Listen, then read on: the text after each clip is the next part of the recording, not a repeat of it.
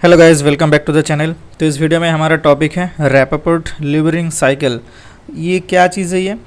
ये एक ग्लाइकोलाइसिस का एक स्टेप है जो कि आरबीसी में होता है, क्योंकि हम बायोकेमिस्ट्री का लेक्चर पढ़ रहे हैं जहाँ पे ग्लूकोज का मेटाबॉलिज्म में हम ग्लाइकोलाइसिस पढ़ रहे हैं अभी।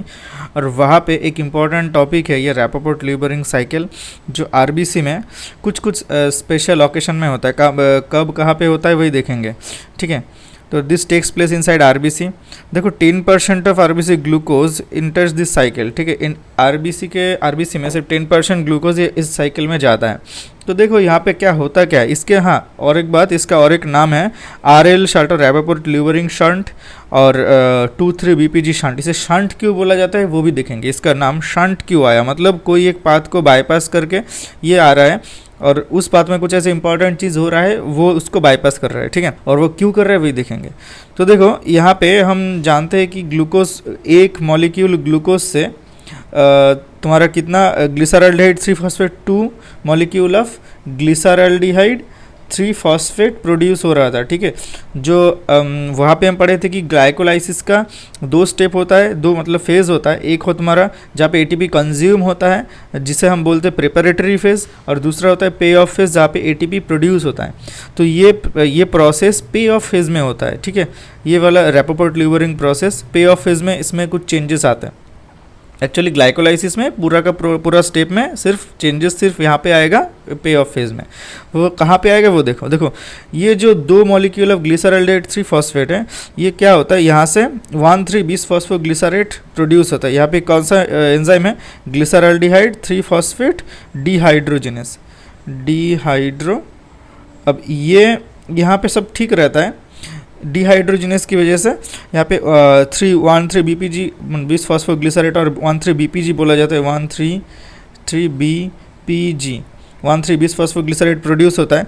देखो यहाँ से इसके बाद नॉर्मली होना क्या चाहिए था, 3-फॉस्फोग्लिसरेट प्रोड्यूस होना चाहिए था। और वो एंजाइम का नाम क्या है, देखो 1,3 bis-फॉस्फोग्लिसरेट काइनेज।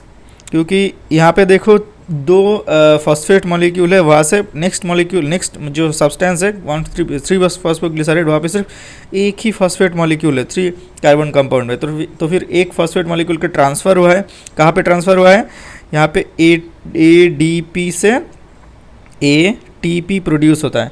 और इस प्रोसेस को हम बोलते हैं सबस्ट्रेट लेवल फॉस्फोराइलेशन, जो कि हम प्रीवियस वीडियोज़ में ग्लाइकोलाइसिस के स्टेप में हम डिस्कस कर चुके हैं। तो यहाँ पे 2 मॉलिक्यूल, क्योंकि देखो ये सब कुछ 2 मॉलिक्यूल है, एक ग्लूकोज से 2 मॉलिक्यूल है, तो यहाँ पे 2 मॉलिक्यूल ऑफ एटीपी प्रोड्यूस होगा, ठीक है। तो ये वाला जो स्टेप है, ये स्टेप नहीं होता है रैपोपोर्ट लीवरिंग साइकिल। अगर होता है तो इसको ही बाईपास किया जाता है। तो क्या होता है, 1,3 bis-फॉस्फोग्लिसरेट, देखो पहले 2,3 bis-फॉस्फोग्लिसरेट फॉर्म करता है। 1,3 bis-फॉस्फोग्लिसरेट से देखो 2,3 bis-फॉस्फोग्लिसरेट, इसमें कौन सा एंजाइम चाहिए, म्यूटेज एंजाइम। सेम ही मॉलिक्यूल में एक कार्बन से दूसरे कार्बन पे कंपाउंड, मतलब जो मॉलिक्यूल्स को ट्रांसफ़र करता है, ठीक है। तो उसका पूरा नाम क्या होगा, 1,3 bis-फॉस्फोग्लिसरेट म्यूटेज, ठीक है, ये एंजाइम का नाम है। तो एक आइसोमराइजेशन रिएक्शन हो गया। अब यहाँ से प्रोड्यूस होगा ये वाला 3-फॉस्फोग्लिसरेट। 3-फॉस्फोग्लिसरेट कैसे फॉर्म होगा, 2,3 bis-फॉस्फोग्लिसरेट BPG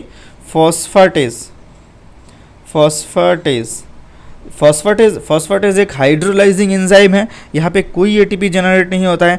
यहाँ पे क्या होता है, एक मॉलिक्यूल वाटर ऐड होता है, एक मॉलिक्यूल ऑफ वाटर ऐड होता है, जिसके वजह से एक फॉस्फेट निकल जाता है, इनऑर्गेनिक फॉस्फेट मॉलिक्यूल से बाहर निकल जाता है। फॉस्फेटेज का यही काम है। तो ये वाला जो स्टेप है, देखो यहाँ पे कोई भी एटीपी जनरेशन नहीं हो रहा है। अगर ये डायरेक्टली इस स्टेप में जाता है तो 2 मॉलिक्यूल ऑफ एटीपी जनरेट होता है, जो कि सबस्ट्रेट लेवल फॉस्फोराइलेशन में था। अब ये क्यों हो रहा है, देखो ये जो 2,3 bis-फॉस्फोग्लिसरेट है, ये मॉलिक्यूल की वजह से हो रहा है। ये मॉलिक्यूल का कुछ इंपॉर्टेंस है, इसीलिए ये वाला स्टेप हो रहा है, जहाँ पे बॉडी उसका एटीपी जो ज़रूरत है चाहिए था वो भी उसको सेक्रीफाइस कर रहा है, ठीक है। एटीपी प्रोड्यूस नहीं हो रहा है, उसके एक एटीपी के बदले में 2,3 bis-फॉस्फोग्लिसरेट प्रोड्यूस कर रहा है। वो क्यों हो रहा है ये देखो, देखो 2,3-बिसफॉस्फोग्लिसरेट एक इम्पॉर्टेंट मॉलिक्यूल है जो जिसके प्रेजेंस की वजह से ऑक्सीजन डिसोसिएशन कर्व जो राइट में शिफ्ट करता है, ऑक्सीजन डिसोसिएशन कर्व राइट में शिफ्ट होने का मतलब ये है जो ऑक्सीजन है, ऑक्सीजन के प्रति जो आरबीसी का मतलब हीमोग्लोबिन का जो एफिनिटी है वो कम हो जाना, मतलब ऑक्सीजन का अनलोडिंग होगा फ्रॉम आरबीसी मतलब हीमोग्लोबिन से, from actually more specifically saying more from haemoglobin, ठीक है। हीमोग्लोबिन से ऑक्सीजन का एफिनिटी कम हो जाना, मतलब ऑक्सीजन का अनलोडिंग होना का मतलब क्या है, ऑक्सीजन रिलीज करेगा टिश्यू में। तो 2,3-बिसफॉस्फोग्लिसरेट आरबीसी में जो हीमोग्लोबिन प्रेजेंट होता है वहाँ से जो बाउंड जो हीमोग्लोबिन है उसको अनबाउंड करने मतलब अनलोड करने में हेल्प करता है। तो बस उसी सिचुएशन पे ही रैपोपोर्ट ल्यूबरिंग साइकिल काम करेगा जब अनलोडिंग ऑक्सीजन का अनलोडिंग का ज़रूरत होगा, ठीक है। इसीलिए 10% ऑफ ग्लूकोज, सारे के सारे ग्लूकोज इस प्रोसेस में नहीं जाते हैं, सिर्फ 10% ऑफ ग्लूकोज जाते हैं। अब ये क्यों 10% ग्लूकोज जाता है और सारे के सारे ग्लूकोज नहीं जाता है, उसके लिए हम ये देखेंगे कि यहाँ पे नेट एटीपी जनरेशन क्या होता है, ठीक है। यहाँ पे देखो हर एक साइकिल ग्लाइकोलाइसिस में हमें पता है क्या, ग्लाइकोलाइसिस अगर एरोबिक पाथवे में, ग्लाइकोलाइसिस अगर एरोबिक होता है, एरोबिक तो वहाँ से हम पिछले वीडियोस में देखे थे एरोबिक से कितना मॉलिक्यूल ऑफ एटीपी जनरेट होता है ग्लाइकोलाइसिस 7 एटीपी, और अगर एनएरोबिक होता है एनएरोबिक तो वहाँ से 2 मॉलिक्यूल ऑफ एटीपी प्रोड्यूस होता है, ठीक है ना, 2 मॉलिक्यूल ऑफ एटीपी प्रोड्यूस होता है अगर एनएरोबिक ग्लाइकोलाइसिस होता है तो।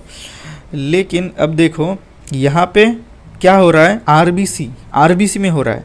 तो आरबीसी में कौन सा ग्लाइकोलाइसिस होता है, एनएरोबिक ग्लाइकोलाइसिस होता है, क्योंकि आरबीसी लैक्स माइटोकॉन्ड्रिया, आरबीसी में माइटोकॉन्ड्रिया नहीं होने की वजह से वो एरोबिक पाथवे में नहीं जा पाता है, सिर्फ एनएरोबिक पाथवे में ग्लाइकोलाइसिस प्रोड्यूस करता है, जहाँ पे सिर्फ उसको 2 मॉलिक्यूल ऑफ एटीपी प्रोड्यूस हो रहा है एक ग्लाइकोलाइसिस से। और यहाँ पे देखो क्या हो रहा है, 2 मॉलिक्यूल ऑफ एटीपी जहाँ प्रोड्यूस हो रहा था, यहाँ पे इस प्रोसेस में वो 2 मॉलिक्यूल एटीपी भी चला गया, मतलब नहीं वो माइनस होगा अभी, तो मतलब नेट जनरेशन कितना हुआ, 2 - 2 एटीपी इक्वल्स टू 0 एटीपी। मतलब रैपोपोर्ट ल्यूबरिंग साइकिल अगर ऑकरेंस अगर होता है आरबीसी में, तो तब आरबीसी में कोई भी नेट एटीपी जनरेट नहीं होता है। इसको अगर हम डिटेल्स में देखेंगे तो कैसा होगा, देखो एटीपी जनरेशन प्रोसेस को, तो ग्लूकोज से ग्लूकोज 6 फॉस्फेट एक मॉलिक्यूल ऑफ ग्लूकोज को कंसिडर कर रहे हैं। तो यहाँ पे क्या होता है, फर्स्ट स्टेज में ही 1 एटीपी कंज्यूम हो रहा है, मतलब एटीपी कंज्यूम होता है, सॉरी एटीपी होगा, ये कंज्यूमिंग फेज है। देखो ये 2 मॉलिक्यूल ऑफ ग्लिसरल्डिहाइड 3 फॉस्फेट ये प्रोड्यूस होने तक ये जो प्रोसेस है 1 2 3 4 ये 4 जो स्टेप है, ये 4 स्टेप आ जाते हैं प्रिपरेटरी फेज में, जहाँ पे एटीपी कंज्यूम होगा, ठीक है, एटीपी कंज्यूम होगा और एडीपी फॉर्म होगा, ठीक है। तो 1 मॉलिक्यूल ऑफ एटीपी कंज्यूम हुआ, ठीक है। तो यहाँ पे हम इसको ऐसे देखते हैं -1 एटीपी, क्योंकि एटीपी कंज्यूम हो रहा है, एडीपी को हम कंसिडर नहीं करते हैं। और ग्लूकोज 6 फॉस्फेट से फ्रुक्टोज 6 फॉस्फेट में कोई भी एटीपी ज़रूरत नहीं होता है, यहाँ पे आइसोमराइजेशन रिएक्शन है जिसको हम रिवर्सिबल दिखाएंगे। और यहाँ पे और एक होता है फ्रुक्टोज 6 फॉस्फेट से फ्रुक्टोज 1,6 बिस फॉस्फेट में और एक एटीपी -1 एटीपी ये कंज्यूम होता है, ठीक है। अब यहाँ पे फ्रुक्टोज 1,6 बिस फॉस्फेट से हम कौन सा फॉर्म होता है, डाईहाइड्रोक्स एसीटोन फॉस्फेट और एक मॉलिक्यूल ग्लिसरल्डिहाइड 3 फॉस्फेट जो आइसोमर होकर के 2 molecule of glyceraldehyde 3 phosphate produce करता है। यहाँ पे भी कोई एटीपी का ज़रूरत नहीं होता है। अब देखो यहाँ से ग्लिसरल्डिहाइड 3 फॉस्फेट से 1,3 बिस फॉस्फोग्लिसरेट, यहाँ पे कोई एटीपी कंज्यूम या फिर प्रोड्यूस नहीं होता है, 1 molecule of inorganic phosphate add होता है। अब देखो ये सारे के सारे इंटू 2 होगा, 2 इंटू समथिंग होगा, सब सारे के सारे मॉलिक्यूल दुगना है, एक नहीं है, एक ग्लूकोज से 2 मॉलिक्यूल प्रोड्यूस हो रहा है, यहाँ पे सब डबल है, ठीक है। तो यहाँ पे और एक स्टेप होता है, देखो ग्लिसरल्डिहाइड 3 फॉस्फेट से यहाँ पे हम NAD+ कंज्यूम कर रहे थे, जहाँ पे प्रोड्यूस हो रहा था NADH+H+, जो इलेक्ट्रॉन ट्रांसपोर्ट चेन में जाकर के 5 एटीपी देता था। लेकिन क्योंकि एनेरोबिक ग्लाइकोलाइसिस है, इसका यूटिलाइजेशन यहीं पे ही हो जाएगा, ये इलेक्ट्रॉन ट्रांसपोर्ट चेन में नहीं जाता है। क्यों? क्योंकि हमारा जो आरबीसी है वहाँ पे कोई माइटोकॉन्ड्रिया नहीं रहता है और इलेक्ट्रॉन ट्रांसपोर्ट चेन माइटोकॉन्ड्रिया में ही होता है, तो इसीलिए आरबीसी इलेक्ट्रॉन ट्रांसपोर्ट चेन नहीं होता है आरबीसी में, ठीक है।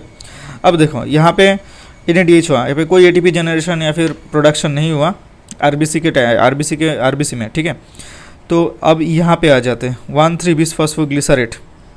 यहाँ पे हो रहा था 2 मॉलिक्यूल ऑफ ATP जनरेशन, लेकिन अगर ये 2,3-BPG फॉर्म करता है रैपोपोर्ट लीवरिंग साइकिल में, यहाँ से फिर फॉस्फेटेज होने के बाद ये 3-फॉस्फोग्लिसरेट प्रोड्यूस कर रहा है। तो यहाँ पे ज़ीरो हो रहा है, 0 ATP हो रहा है इस जगह पे। तो ये वाला स्टेप हम कंसिडर करेंगे ही नहीं, यहाँ पे आएंगे, यहाँ से इस स्टेज में आएंगे। अब यहाँ पे भी कोई ATP जनरेशन नहीं है फॉस्फोइनोल पायरुवेट, और यहाँ पे भी और एक सबस्ट्रेट लेवल फॉस्फोराइलेशन होता है जहाँ पे फॉस्फोइनोल पायरुवेट से पायरुवेट प्रोड्यूस होता है, तो तब 2 ATP प्रोड्यूस होता है। अब पायरुवेट से, क्योंकि एनारोबिक ग्लाइकोलाइसिस है, पायरुवेट से डायरेक्ट लैक्टेट प्रोड्यूस होता है। यहाँ पे कंज्यूम होता है जो NADH प्लस H प्लस, यहाँ से NAD प्लस जनरेट होता है। ये जो प्रोड्यूस हुआ NADH, ये कंज्यूम हो गया, यहाँ पे NAD का रीजनरेशन हो गया।